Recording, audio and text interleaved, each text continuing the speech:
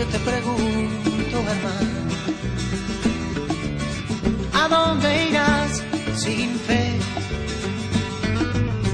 Debes saber que todo será en vano si no meditas lo que vas a hacer. Yo te pregunto, hermano, si acaso no es verdad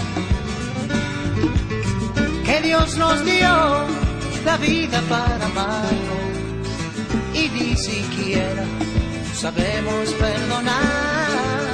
Hay un amor perdido, busca en tu corazón. Cuando lo encuentres, dáselo a un amigo. ¿Qué tal? ¿Cómo le va? Aquí estamos en La Puerta Abierta, listos para compartir con usted esta hora. Ayer pasamos un programa grabado con el pastor Norberto Zaraco. He recibido algunos emails de gratitud, de felicitación. Fue un tema muy interesante. Hablamos sobre lo que es el reino de Dios y su relación con lo que es la iglesia. Muy, muy interesante. Muchísimas gracias a todos los que reaccionaron de esta manera al programa de anoche. No doy muchas veces el email, quizás lo tengo que dar con un poquito más de frecuencia. Es producción canal, a ver si lo ponemos en la gráfica. Producción canal @lapuertaabierta.org. A ver, pónganlo para que si alguien quiere escribir no tenga que andar buscando a dónde escribir. Leemos absolutamente cada uno de los emails. No siempre puedo contestarlos todos. El motivo de que no estuve haciendo el programa en vivo es que viajé a Paraguay para una cena de gala con los políticos en Paraguay. Estaba el presidente de la Cámara de Diputados, algunos senadores y algunos diputados de Paraguay. Todo esto en el marco del trabajo que está haciendo uno de mis hermanos, Luciano Bongarrá, en este ministerio que se da en llamar Parlamento y Fe. Y el orador era Luis Palau, así que viajé junto con él, almorcé con él, cené al lado de él, charlé hasta que nos cansamos de hablar, y siempre es una gran satisfacción, un gran privilegio. Somos amigos. Después se usó eso de mi amistad con él en su sermón, discurso, conferencia, todo el tiempo mencionándome, pero cargándome más que todo. No sé si vos entendés esa expresión, pero bueno, cosa de amigos. Así que pasamos muy bien y me pasé arriba o del avión o cenando, durmiendo en el hotel, y viajé esta mañana. Así que estamos muy contentos de poder estar aquí. Me sorprendió lo que va a ser el festival de Luis Palau allí en Paraguay. Anuncios publicitarios por todos lados y se espera una gran concurrencia para el viernes y el sábado. No sé si hay localidades de Paraguay que están tomando esta señal, pero bueno, si lo hubiera, no se pierde la oportunidad de estar allí en el festival con Luis Palau. Tiene artistas invitados realmente increíbles. Bueno, está también Rabito, que acabamos de escuchar en la presentación. No creo que siga cantando esta canción, Yo te pregunto, hermano, ¿a dónde irás sin fe? Pero está Rabito como uno de los cantantes invitados. Mi invitado en esta noche es alguien que viene también de Paraguay, aunque no es paraguayo. Estuvo en una conferencia allí, Parris Giacome, o Giacome, como quiera. Yo lo llamo Parris, que es el nombre de él, de Ecuador. Nos visita por segunda vez. ¿Qué tal, Parris? Hola, Juan Pablo, bien. Muy contento de estar contigo de nuevo, disfrutando de escuchar ese piano y de compartir las experiencias que, por la gracia de Dios, tenemos. Sí. ¿Qué estuviste haciendo en Paraguay, Parris? Estuvimos celebrando el 7º Congreso, Asamblea de la Unión Bautista Latinoamericana. Es un evento que se desarrolla cada 5 años y tuvimos la oportunidad ahí de congregarnos de prácticamente todo el continente, animados bajo un lema: Jesús transforma, celebremos la vida. 992 participantes estuvieron allí en el Centro de Convenciones Conmebol, un lugar realmente hermosísimo, y también como sede el Hotel Borbón, un hotel que lo acabaron de inaugurar hace unos pocos meses. No, mira vos. ¿Y qué propósito tiene esa entidad bautista? Los bautistas trabajan un poco a nivel de regiones, ¿no? La Unión Bautista Latinoamericana es la organización que agrupa a todos los bautistas del continente americano, de habla castellana y portuguesa, ¿no? Entonces también participan los latinos que viven en Estados Unidos, pero por aspectos de afinidad deciden añadirse a la organización. Entonces es una comunidad que aproximadamente cubre a casi cerca de 2,5 millones de creyentes bautistas del continente. Y me decías que te eligieron el secretario ejecutivo, director general, Sí, para los sí, próximos 5 años. Para los próximos 5 años. Qué privilegio. Ya casi tendría que terminar el programa. Tenemos acá un invitado, ya un bautista de selección. ¿Y qué tenés en mente para estos 5 años de trabajo? Bueno, mira, yo creo que una de las cosas interesantes que en el continente se está dando es que los latinoamericanos estamos siendo vistos de otra manera. Y yo creo que a nivel del movimiento bautista mundial sucede lo mismo. La presencia del secretario general de la Alianza Mundial Bautista en esa reunión también daba una tónica que para el movimiento mundial los latinos ya no somos solamente un campo de hacer misiones, sino también una fuerza misionera en el mundo. Nosotros queremos consolidar un poco eso, el trabajo misionero, queremos también desarrollar un poco más en trabajar sobre el compromiso social que como iglesia tenemos en un continente donde la violencia, la pobreza nos está demandando respuestas. Qué bueno. ¿Y vas a dejar el pastorado en la iglesia allí en Guayaquil? No, no, no. Realmente, si hay algo que la gran mayoría de consiervos me han aconsejado, y también lo creo, es que uno no se puede alejar de la iglesia, ¿no? La iglesia tiene esas vivencias y esos vínculos tan ricos, ¿no? Compañerismo, fraternidad, el hecho de estar en contacto siempre con el día a día de lo que pasa, ¿no? Entonces, la idea es un poquito en estos primeros años hacer el intento por manejarlo así, ¿no? Aunque estas representaciones, estos cargos demandan mucho y en la experiencia, por lo general, un secretario general, secretario ejecutivo, dura entre 10, 15 años, es una posición no de corto plazo, es decir, se busca que los que estén allí acompañen un largo tiempo a la organización. Bueno, sí que vas a ser el papa de los bautistas de Latinoamérica. Mira vos, qué privilegio, ¿no? Ya No tanto, te vas a porque poner si hay un algo sombrero que los de esos. bautistas resisten son al papa. Entonces, No, sí.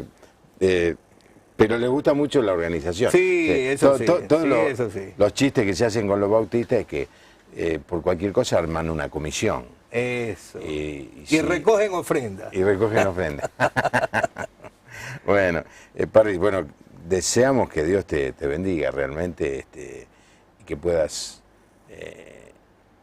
usar esta oportunidad como para enriquecer más el trabajo de las iglesias bautistas, que es tan importante en toda Latinoamérica, ¿no? Sí, realmente aquí en Argentina tenemos una presencia muy importante, ¿no? En agosto se está celebrando el centenario del Seminario Teológico Bautista de Buenos Aires, ¿no?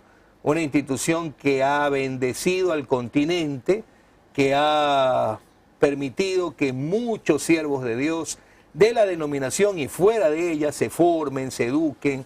Así que eso es lo que más cercano tenemos acá en lo que tiene que ver con Argentina propiamente, ¿no? Y en el Cono Sur también actividades importantes. El Concilio General de la Alianza Mundial Bautista va a ser en Santiago, ahora en julio, ¿Ah, sí? que agrupa a los representantes de todas las convenciones. Cerca de más de 190 representantes de todo el mundo vienen a esta reunión y va a ser en Latinoamérica, ¿no? Entonces, hay una expectativa muy grande con nuestro continente. Sí, me acuerdo cuando se realizó aquí en el año 84 la Congreso convención de jóvenes, juvenil. claro, claro que Nosotros sí. en nuestra iglesia hospedamos a muchos jóvenes. A nosotros nos tocó de Estados Unidos. Y en mi casa me acuerdo que tuve algunos de ellos. Bueno, vamos a orar. Los bautistas oren con más fe. Los otros que no somos bautistas, pues nos adherimos, para que le vaya bien a Parris y a todos los hermanos, ¿no? Porque cuando le va bien a uno de nosotros, nos va bien a todos. Ahora dijiste algo en tus palabras, interesante, que vos dijiste que nos están viendo de una manera diferente a los latinoamericanos. ¿Es cierto eso? Yo creo que sí. Yo creo que estamos viviendo un momento en el cual los latinos estamos siendo observados por dos aspectos fundamentales, ¿no? Por nuestra aporte en la reflexión teológica. La Fraternidad Teológica Latinoamericana ha tenido un aporte importante en todo lo que tiene que ver con la misión integral. Algunos de esos ponentes pues viven acá en Argentina, René y otros tantos que han hecho un aporte importante y que luego de los años algunos que en su momento tenían ciertas dudas ya disiparon esas dudas. Y lo otro, yo diría, la fuerza misionera de Latinoamérica y particularmente de los brasileros, ¿no? Los brasileros están en un momento muy especial en su economía, en su estabilidad política, y eso se traduce en una fuerza misionera importantísima en el mundo, ¿no? No solamente de una denominación en particular, sino de todas las denominaciones que están allí, ¿no? Sí, es verdad. Ahora, eso lo dijiste como sumando a que el mundo en términos políticos o económicos, ya no hablando de la parte iglesia, nos está viendo diferente. ¿Vos crees que es así? Lo que sucede, Juan Pablo, es que creo yo que por primera vez muchos gobiernos han decidido caminar por su lado sin las famosas recetas del Fondo Monetario Internacional.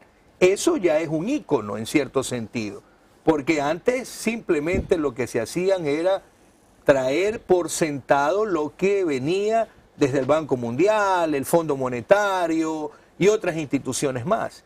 Hoy por hoy vemos que algunos gobiernos, bien para algunos, mal para otros, han decidido un camino. Y ese camino nos está mostrando de que de una u otra forma está siendo observado por otros, ¿no? Ya en Italia, mira, un país llamado el primer mundo, colapsado. Grecia, colapsado. España, colapsado. Y algunos dicen que hay que aprender de América Latina. Modelos como Chile, modelos como Brasil, que están allí, que de una u otra manera se muestran. Brasil ya entró entre las 10 primeras economías del mundo, ¿no? Entonces ya los brasileros lograron un poco revertir esa curva que por muchos años lo persiguió. Es cierto. Y definitivamente es así también porque países que eran históricamente pobres, caso de Perú me viene a la mente, está teniendo un crecimiento económico muy importante y la verdad es que nos alegra muchísimo, ¿no? Porque Argentina siempre fue un país, digamos, en el contexto latinoamericano de avanzada, de rico, ¿no? La ciudad de Buenos Aires es la atracción más grande de toda Latinoamérica. No hay latinoamericano, no sé, vos sos ecuatoriano, no sé si estás de acuerdo conmigo, es raro que no quieran conocer Buenos Aires. Por supuesto, claro. Pero Perú siempre fue mirado, pobrecito, los peruanos, los incas, los collas, Bolivia, y de golpe están empezando a crecer, empezando a hacerse notar, lo que nos tiene que poner contento a todos, ¿no es cierto? Claro. ¿Ecuador cómo está? Bueno, yo diría que la lectura que se realice puede variar de una óptica a otra, ¿no? Depende un poco de quién te dé la perspectiva. Algunos dirían que la cosa no está tan bien, otros dirían que la cosa ha mejorado. Lo cierto es que yo encuentro ciertas similitudes entre las acciones políticas del gobierno nuestro con el gobierno argentino, en virtud de tratar de ganar el favor, el espacio, la gratitud de los pueblos o las zonas más precarias, ¿no? En ese sentido se ha trabajado fuerte, ¿no?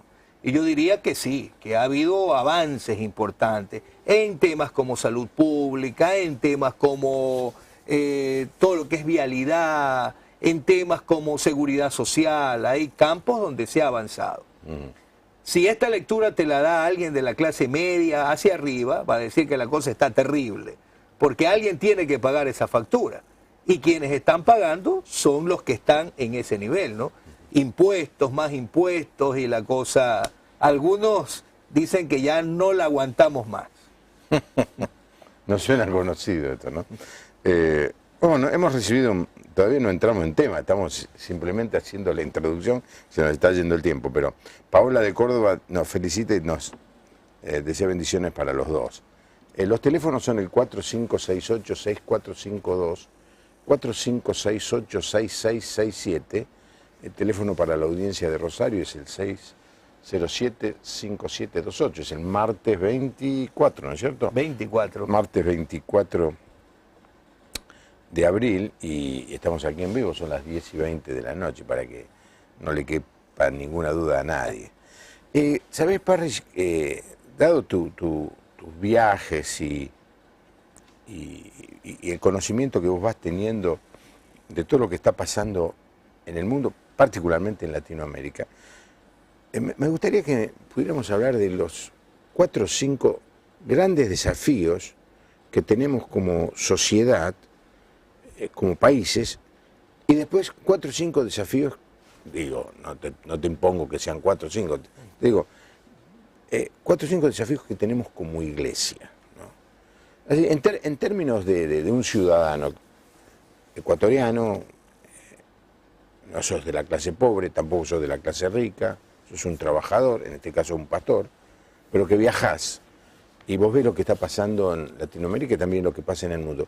¿Cuáles son los desafíos que vos ves que tenemos por delante?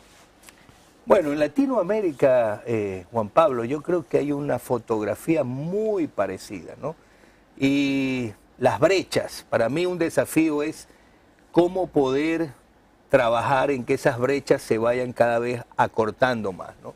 De una u otra manera, estos modelos, en su momento capitalista o socialista, para mí lo que han acentuado es esas brechas que hay entre ricos y pobres, Sí. ¿no? Entonces, mientras hay algunos que tienen para darse todo el lujo que quieran, hay otros que todavía los aspectos más elementales luchan por tenerlo, ¿no? En nuestro país sucede, y lo veo en otros países también. Entonces, la redistribución de la riqueza, yo diría, para mí lo vería como un desafío que existe, ¿no? Otro desafío importante... Pero, los otros días vino un invitado que fue muy interesante, porque él tiene esta idea, me pareció muy optimista, y yo le dije, pero esto me suena ingenuo, pero no, dice, yo creo que va a ser así, y lo decía con convicción, ¿no? Voy a tratar de acordarme el nombre del invitado. Él decía que la sociedad se va a ir dando cuenta con el paso del tiempo que el egoísmo no es bueno, que el egoísmo nos perjudica a todos y que finalmente nos vamos a dar cuenta de eso y vamos a entrar en una etapa de una sociedad, de una comunidad más solidaria. No tanto por generosidad, sino porque descubrimos que lo mejor que nos puede pasar es que le vaya todo bien. Ahora me quedó eso, bueno, fue muy interesante, y la discusión que tuvimos cuando terminó el programa, todavía más interesante, que no la podemos sacar al aire porque se terminó el programa, ¿no? ¿Vos cómo ves? ¿Vamos tendiendo en esto de la distribución de las riquezas a mejorarla como resultado de que nos damos cuenta que lo mejor que nos puede pasar es que seamos solidarios, justos, entendamos la fraternidad en términos prácticos, o te parece que cada vez somos más individualistas, más egoístas, más egocentristas? Yo partiría ahí con una inquietud, ¿no? ¿Qué entendemos por la vida? Yo creo que va mucho por allí, ¿no? ¿Qué es vivir para algunos? Si vivir es el hecho de poseer obtener riquezas, el hecho de poder cada vez más garantizarme un poco lo que para mí significa tener cierta comodidad, estatus, lo veo muy difícil eso, ¿no? Para poder llegar a esa interacción que el invitado propuso, tendríamos que replantear el concepto de vida, ¿no? ¿Qué entendemos por vivir? Y sin duda lo que yo sigo viendo en América Latina, que para muchos vivir es poseer. Para muchos vivir es el hecho de asegurarme, tener. Entonces, bajo esa perspectiva, lo que sí va a ocurrir, y ya hoy se lo está hablando fuertemente, es que el próximo oro negro que el mundo va a tener que cuidar o va a luchar por él es el agua, ¿no? Y hoy lo vemos, hace, qué sé yo, menos de 20 años, en nuestro país nadie podría haber imaginado que el agua iba a tener un costo, ¿no? Pero hoy cada vez más el agua cuesta más, ¿no? Entonces eso nos lleva a nosotros a plantearnos inquietudes acerca de eso. Si la solidaridad puede llegar, va a llegar ¿por qué? ¿Por nuestro replanteamiento de la vida o por nuestra situación de supervivencia? Es decir, bueno, si no cambiamos el formato, no vamos a sobrevivir ni tú ni yo. Así que, ¿qué nos queda? ¿No? O ponernos de acuerdo o desaparecer. Entonces, por allí yo creo que podría venir si esta plataforma tiene cabida, ¿no? Y claro que la necesitamos, indiscutiblemente. Sí, pero claro, yo le decía, pero la palabra de Dios dice que el corazón del hombre es malo en esencia, perverso, más que todas las cosas. Se me ocurre difícil, ojalá, naturalmente el hombre pueda cambiar y decir, no, ahora seamos todos buenos que nos va a ir mejor. A mí me da la sensación que la tendencia es a cada vez una mayor fragmentación, ¿no? Y lo que vos decís, las brechas entre los que más tienen que los que menos tienen. En una época el que más ganaba 7 veces más que el pobre. Creo que ahora está cerca del 38 veces más que el pobre. Una cosa increíble. Primer tema, las brechas económicas. Segundo desafío. Para mí es un desafío que yo creo que todavía en América Latina es un tema pendiente, es un desafío ético. ¿Cómo entendemos el poder? Desgraciadamente los latinoamericanos no entendemos el poder como un espacio de servicio, sino como un espacio otra vez de enriquecimiento.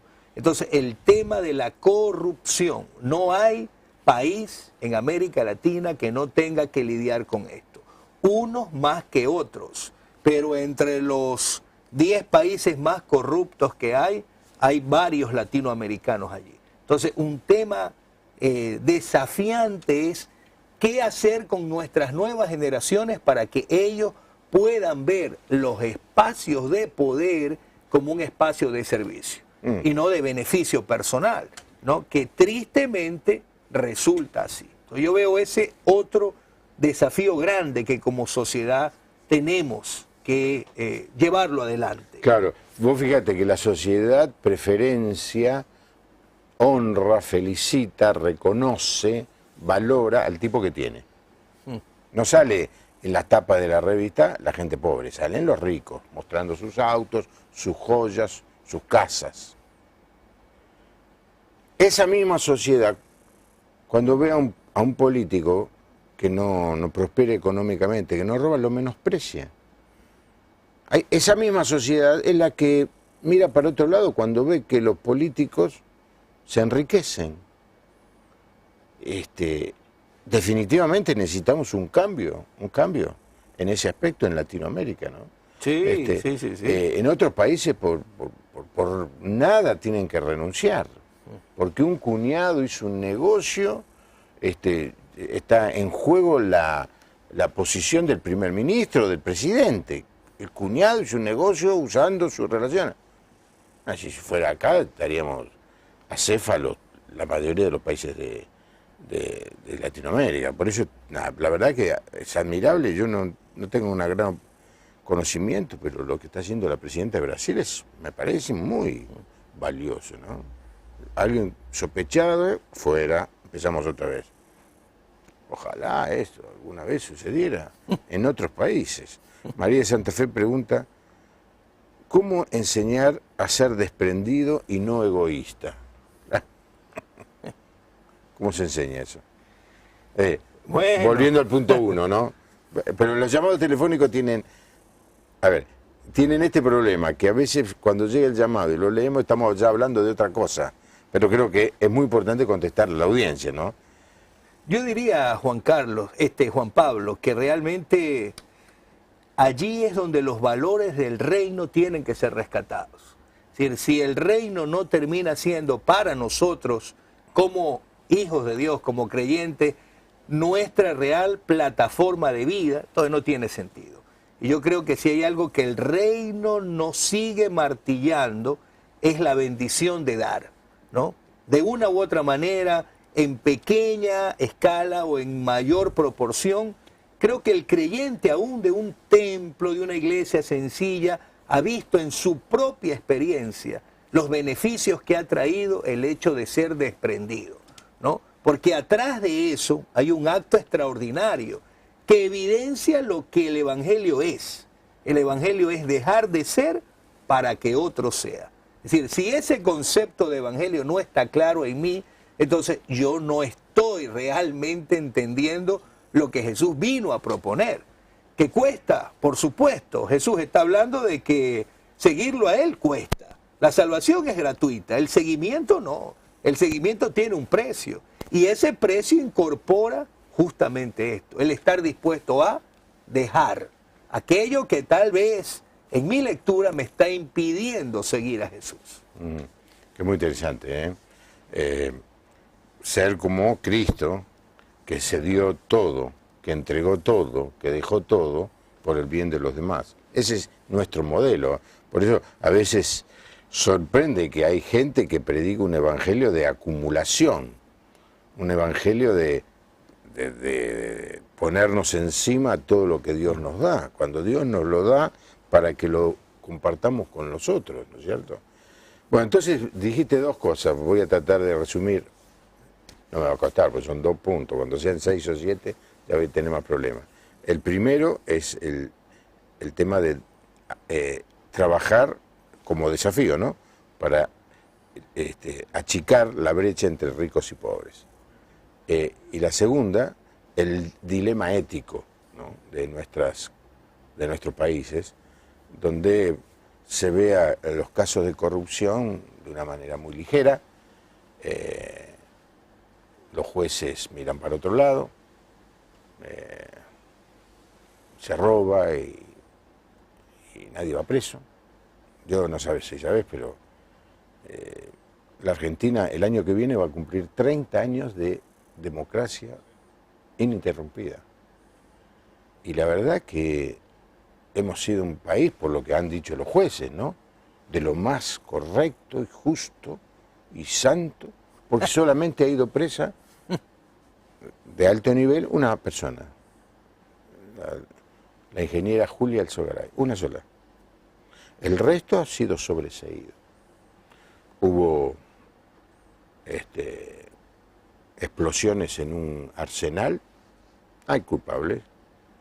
Te hago la lista, es interminable. No hay culpables. Acá, el que roba, el que mata, está fuera de la ley, está todo bien, está todo bien.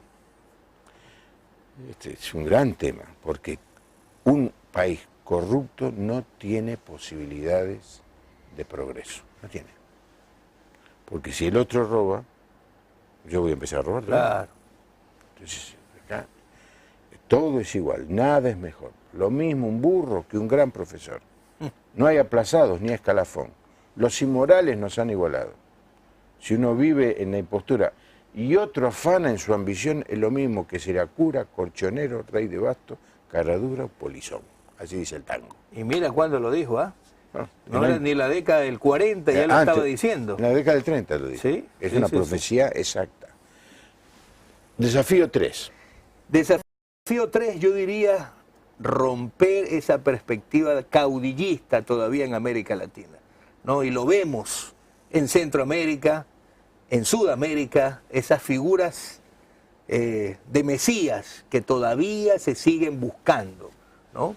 Y allí están con Ortega en Nicaragua, Chávez con Venezuela, Correa en Ecuador, acá un poco Cristina. Entonces, son esas figuras que siguen eclipsando el pensamiento, llevando a la gente a pensar de que es el elegido, el que viene, el que puede cambiar todo, ¿no? Y no trabajamos en procesos, no estamos realmente dispuestos a hacer eso. Tú decías algo interesante de Perú, ¿no? Y yo creo que aprendió la lección los diferentes presidentes que han ido pasando por allí. Y Humala, ¿qué es lo que hizo? Ratificó las mismas líneas de acción que Alan García tenía, ¿no? El Alan García que gobernó a Perú ahora no era nada que ver con el que destrozó Perú en la década del 80. Entonces, lo que podríamos llamar el milagro peruano es porque, aunque Humala para muchos venía como un mesías, luego entendió de que aquí no se trata de cosas nuevas, sino de mantener lo que ha sido exitoso independientemente de quién sea, ¿no? Y yo creo que ese es un desafío en América Latina. Todavía no maduramos políticamente, todavía esa conciencia política el ciudadano latinoamericano no la tiene, ¿no? Está muy pendiente al candidato del momento, al que sintonice, al que hable con cierto carisma, pero lejos de eso no tenemos esa madurez política para llevarnos a sopesar lo que los candidatos ofrecen. Sí, desgraciadamente es así. Tenemos los políticos que nos merecemos, ¿no? Aparte de los que votamos. Vos decías de este caudillismo que hay. Yo siempre me acuerdo de una anécdota. Me contó un amigo mío de Misiones, Melchor Suárez Prada, capaz que está mirando el programa. Él administraba unas fincas. Y había un hombre que estaba trabajando adentro de una de esas fincas, pero no trabajaba, era un desastre, no hacía nada. Y le dio varias oportunidades, hasta que dijo, bueno, basta.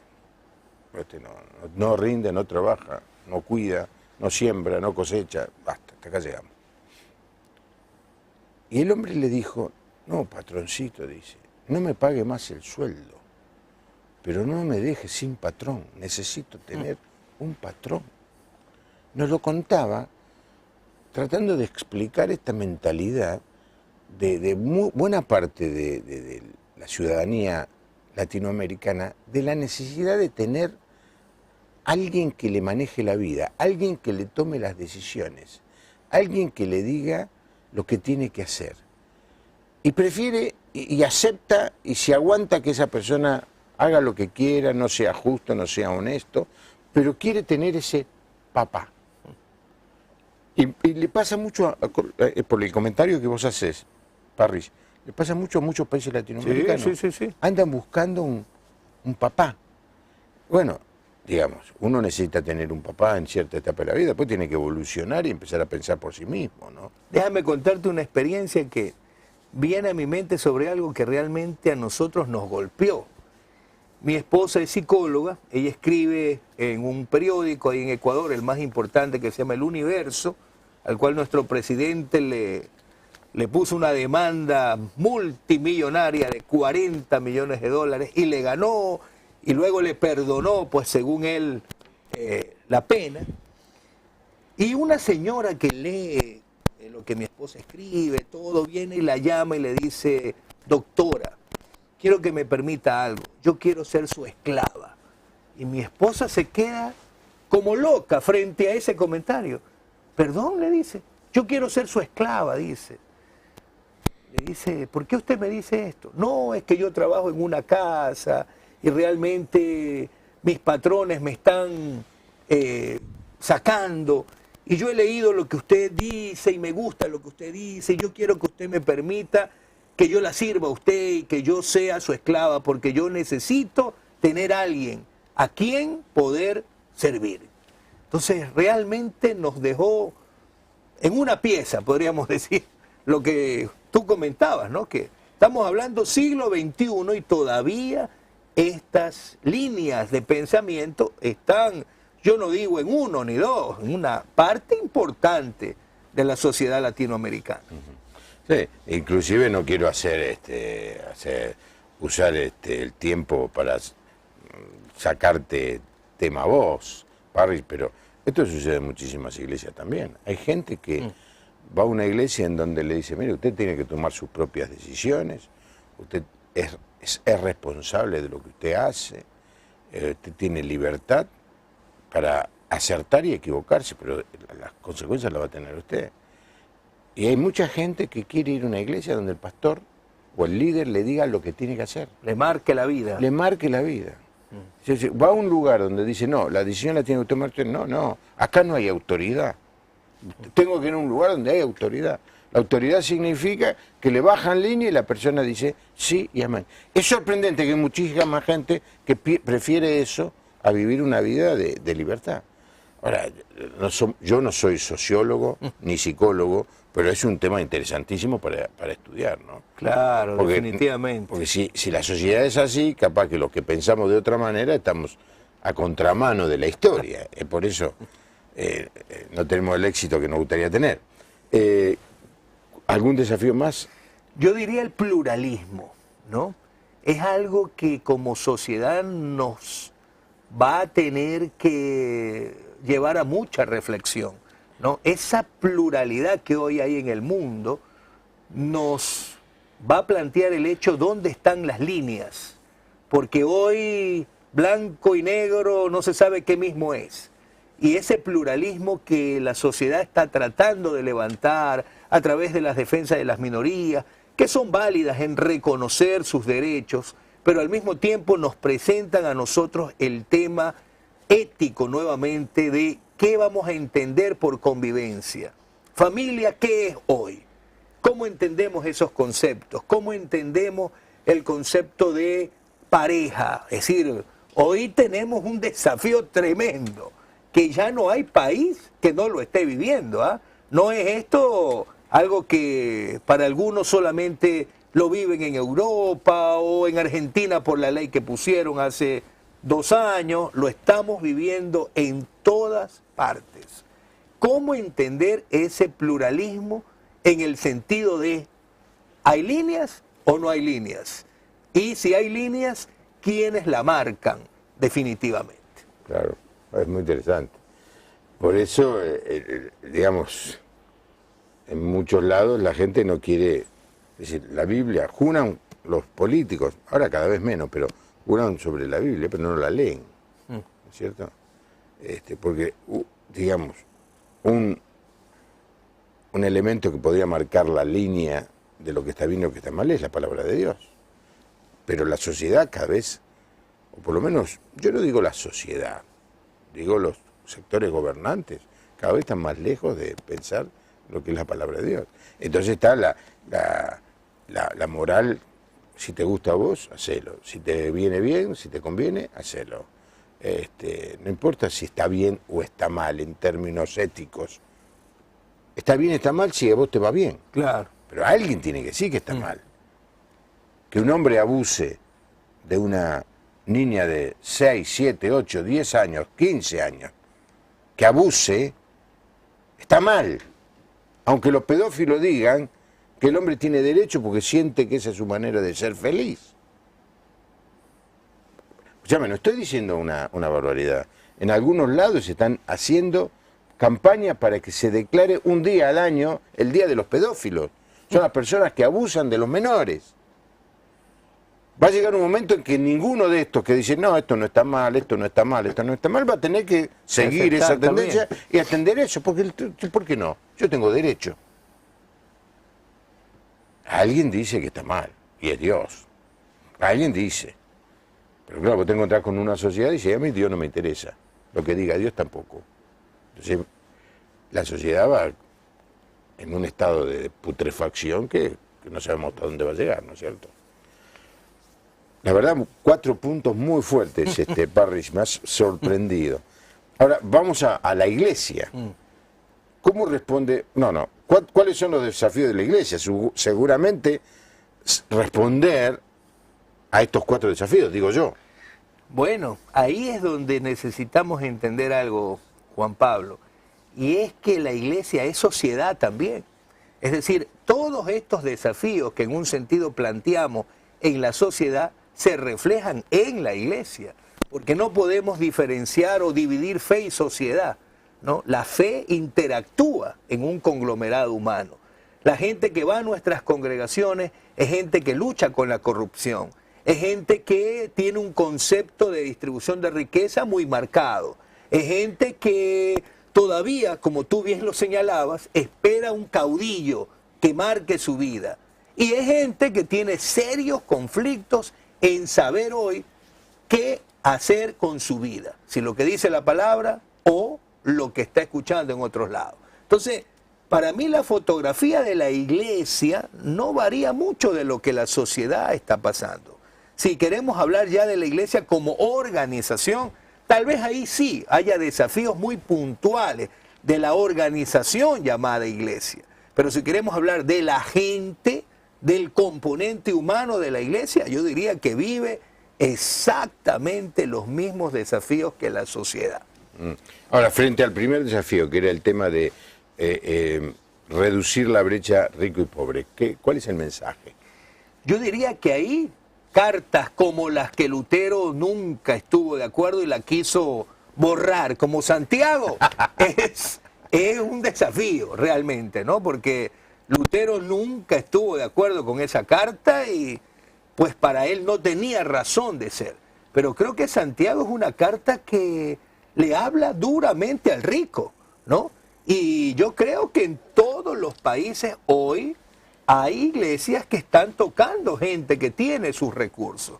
Y si no estamos dispuestos a usar a Santiago, si no estamos dispuestos a traer esa palabra dura, sin suavizarla como Santiago la compartió, el rico nunca va a entender que tiene responsabilidad con los más necesitados, ¿no? Y realmente allí hay un mensaje muy claro, muy duro, muy firme, muy pertinente en este tiempo también, ¿no? ¿Deja que lea algo? Claro. Ahora ustedes, los ricos, escuchen con cuidado. Lloren a voz en cuello por las calamidades que les sobrevendrán. Sus riquezas están podridas y sus ropas están carcomidas por la polilla. Su oro y su plata están llenos de moho, y ese mismo moho los acusará y los consumirá como el fuego. Ustedes acumulan riquezas hasta en los últimos tiempos, pero claman contra ustedes los sueldos que con engaños no han pagado a los trabajadores levantando sus cosechas. Y el clamor de esos trabajadores ha llegado a los ojos del Señor de los ejércitos. Aquí en la tierra ustedes han vivido rodeados de placeres y lo único que han logrado es engordar para el día de la matanza. A la gente honrada la han condenado a morir sin que ellos pudieran defenderse. Mamita. Yo creo que esos temas ya en los púlpitos con tristeza no se comparten, mi querido Juan Pablo. Posiblemente el silencio cómplice de muchos pastores no está animando a lo que estamos diciendo, ¿no? Yo creo que a la gente hay que desafiarla, hay que confrontarla, y es la línea de Santiago. Santiago no tenía temor de decirle al rico lo que tenía que decirle. Me pregunto yo, ¿cuántos de nosotros tenemos esa valentía, como la tuvo Santiago, como la tuvo Jesús mismo, de decir estas realidades hoy en congregaciones que cada vez más están albergando dentro de sus comunidades, o congregaciones que con dolor están estimulando o haciendo creer a muchos creyentes que la forma de poder enfrentar el desafío es trayendo riqueza a su vida, ¿no? Teologías que en ese sentido desdibujan el buen espíritu y sentido del Evangelio. Claro. ya me da tema para seguir hablando un par de programas más. Tenemos el primer desafío. El segundo desafío que mencionaste vos. El segundo El tema- desafío, corrupción, podríamos llamarlo. tema ¿no? ético, sí. Sí, yo diría que ahí la palabra tiene también tremenda exposición, ¿no? Podríamos ver los profetas menores y ver cómo fueron claros en traer juicio al pueblo de Dios por esas cosas. Podríamos, Abdías, Habacuc, ¿no? Que hacen una denuncia tremenda, Nahum, que trabaja todos estos temas, cuando el pueblo de Dios se corrompe, ¿no? Jeremías en sus lecturas, que también trae esa posición. Entonces, yo diría que nuevamente el tema viene a la mesa, ¿no? Jesús confrontando a los religiosos de su época en cuanto al hecho de cómo podían ellos demandar de los otros lo que ellos no estaban dispuestos a hacer, ¿no? Y la corrupción va por allí también, en el hecho de colocarles pesos a otros, en el hecho de manejar una doble vida, una doble moral, una doble perspectiva de qué es para mí la fe, ¿no? En ese sentido, con dolor, yo diría de que más de uno tendremos que responderle al Señor por una vida que no haya sido transparente e íntegra, ¿no? El mensaje de la palabra yo creo que es claro, y el mensaje de la palabra nos llama a ver siempre el Evangelio, como lo hemos dicho tantas veces, un estilo de vida. Y si es estilo de vida, significa que tú y yo somos lo mismo aquí, afuera, en nuestra casa, en cualquier lugar. Y la corrupción lo que nos lleva a pensar es que podemos mantener cosas por debajo de la mesa, sin que nadie se dé cuenta. Todo de una manera muy pulcra, negocio sin que el hombre de etiqueta se ensucie, pero al final en sus cuentas está recibiendo lo que ya pactó, ¿no? Entonces, creo que en la iglesia necesitamos eso. Necesitamos también desnudar ciertas prácticas nuestras que en un sentido son corrupción, indiscutiblemente, ¿no? El manejo del dinero en la iglesia. Hoy algunos con tristeza tendrían que responder cómo lo están manejando, ¿no? Si el dinero es de la obra de Dios, es para el reino, extender el reino, creo que hay que ser ético en responder a quienes también están dando ese dinero. Tremendo desafío. El tercer punto, lo que me acuerdo era esa tendencia del latinoamericano a buscar un caudillo. un caudillo. Y yo diría que ahí necesitamos recuperar el concepto de iglesia, ¿no? Otra vez, ¿qué es iglesia? Y para mí, cada vez más la figura viva de iglesia como comunidad me atrapa, ¿no? En el hecho de iglesia como comunidad, es la comunidad la que acompaña, es la comunidad la que interpreta, es la comunidad la que va desarrollando vida de fe, ¿no? Creo que las iglesias que se atreven a hacer eso desarrollan un modelo de fe mucho más sano, no atrapan la vida de la iglesia alrededor de una figura muy buena, siervos de Dios que son extraordinarios, pero que van a pasar. ¿Cuántas iglesias sufrieron y no se pudieron reponer de la partida de un ministro porque giraron alrededor de ella? Y yo creo que la enseñanza bíblica es clara en cuanto a que el Señor a través del Espíritu reparte como Él quiere, que no todos podemos ser ojos, no todos podemos ser manos, y que cada miembro tiene su lugar, su papel.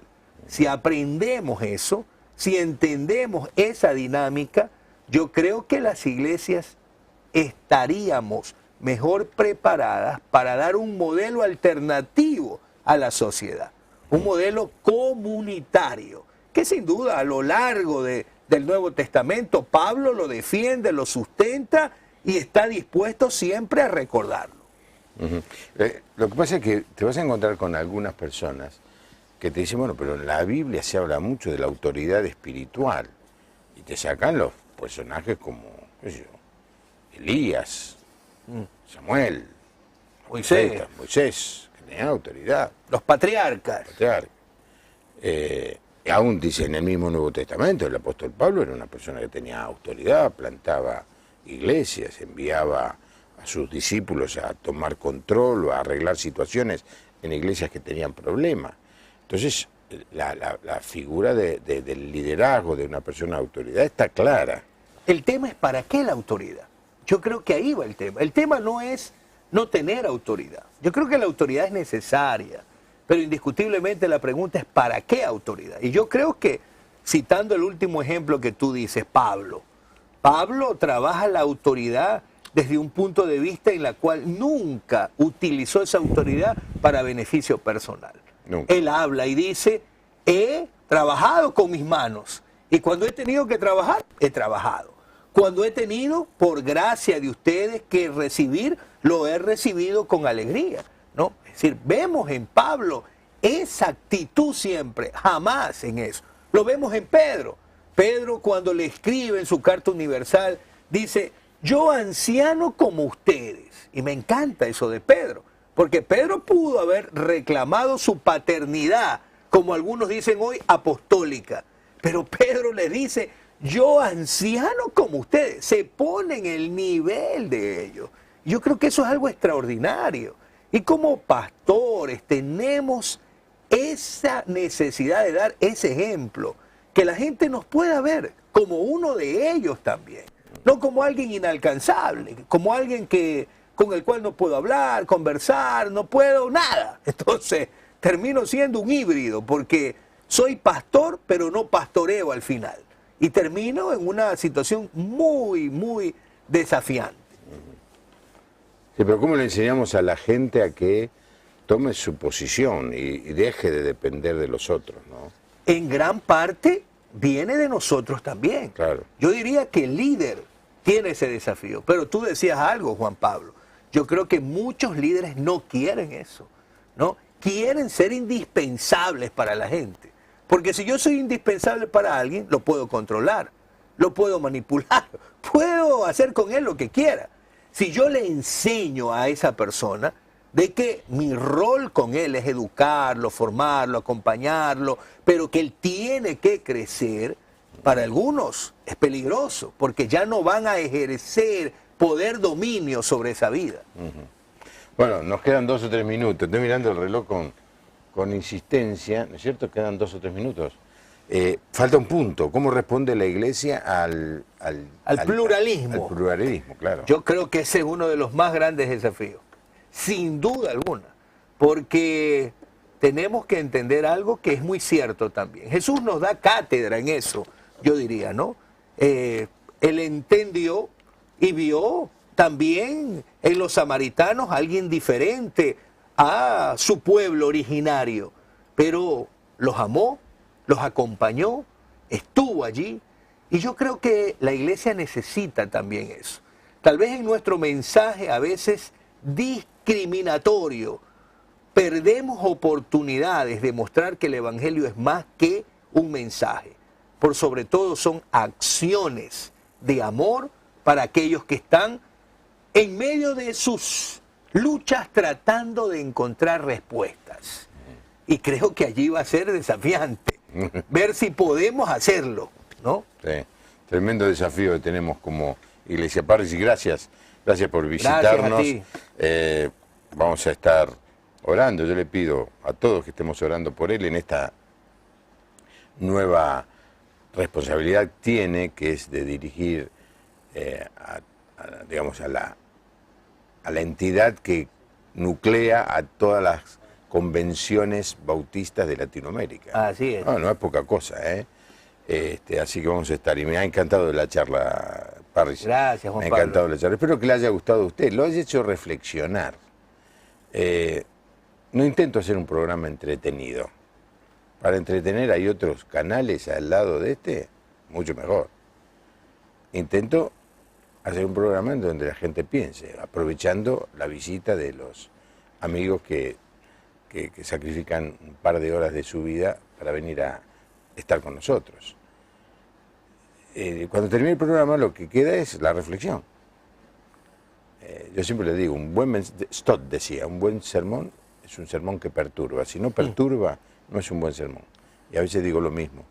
Un buen programa es un programa que hace que la gente se vaya. ¿Para qué miré este programa?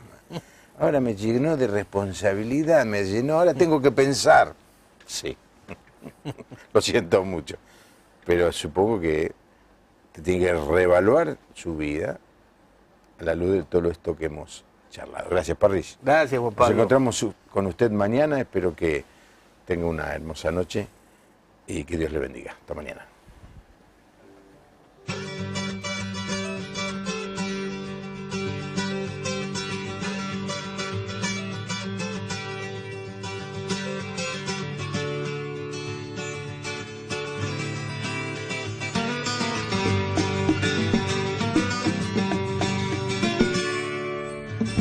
Yo te pregunto, hermano, ¿a dónde irás sin fe? Debes saber que todo será en vano si no meditas lo que vas a hacer. Yo te pregunto, hermano, si acaso no es verdad